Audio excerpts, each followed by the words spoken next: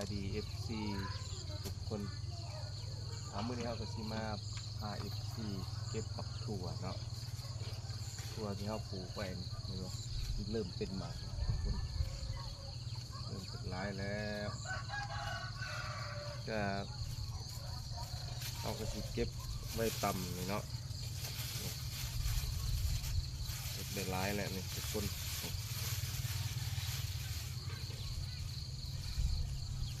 ถั่วปีเนาะ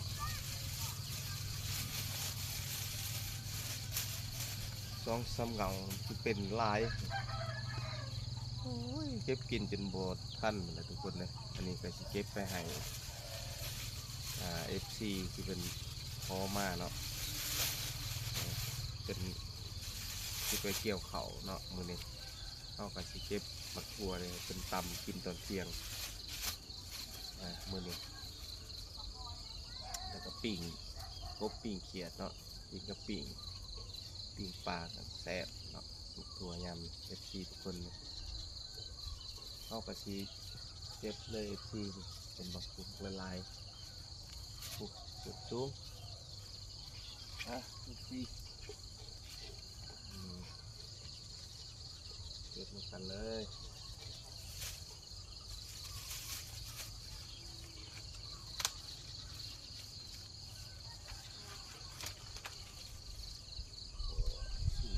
สูงหลาย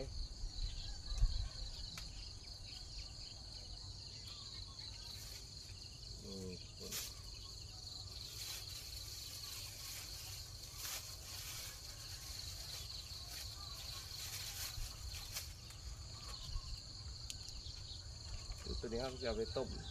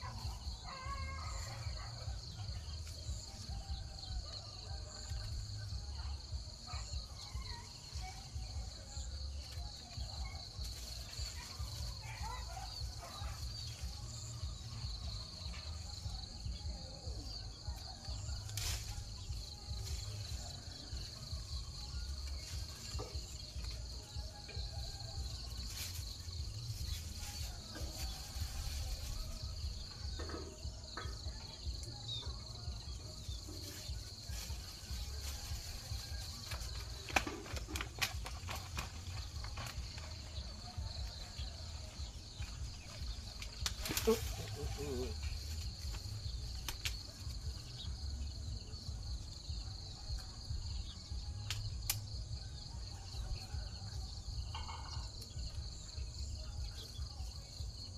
กือบไม่ตกทุกคน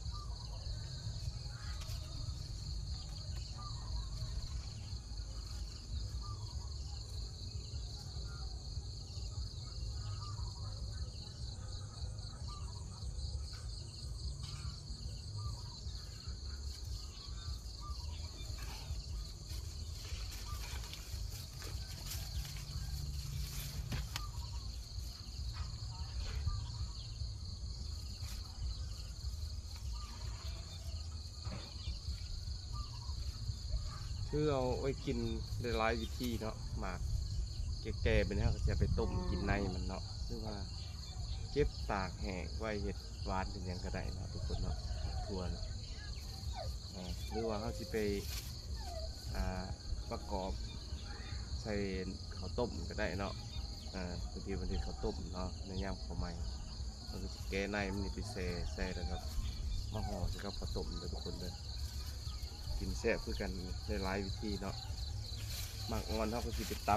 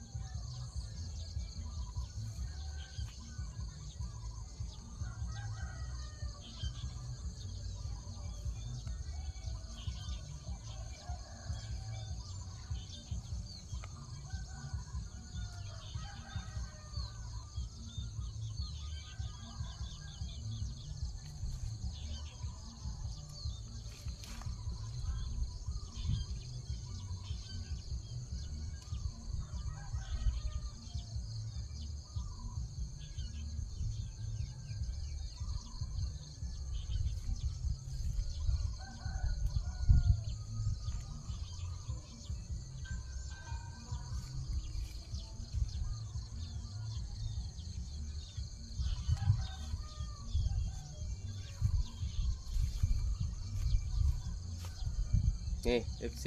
เห็นบ่นี่ตัวนี้ถือว่าแก่แล้วนี่เนาะสังเกตได้ง่ายๆเนาะอันนี้อ่อนเนาะที่ว่าเข้าไปตำเนาะกินกับแกมในผ้าเขาวเนาะอันนี้แกนี่เขาก็ไปต้มกินในเนาะในแบบนี้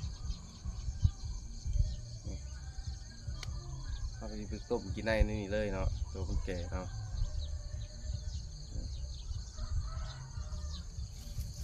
คือแบบนี้นี่เขาก็แก้ในเก็บไว้ได้ดนที่สุดเนาะคือเอาไว้เห็ดหวานหมอหรือว่าไปประกอบอาหารอื่นเนาะได้แบบทุกคน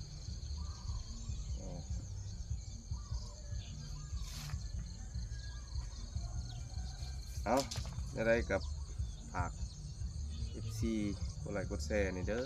ทุกคนเนาะเพื่อเป็นกำลังใจในการคลิปต่อไปเนาะฝากกดติดตามฝากกดไลค์กดแชร์เด้อทุกคนเด้อเอาชมคลิปต่อไปเนาะบ๊ายบาย FC ขอบใจ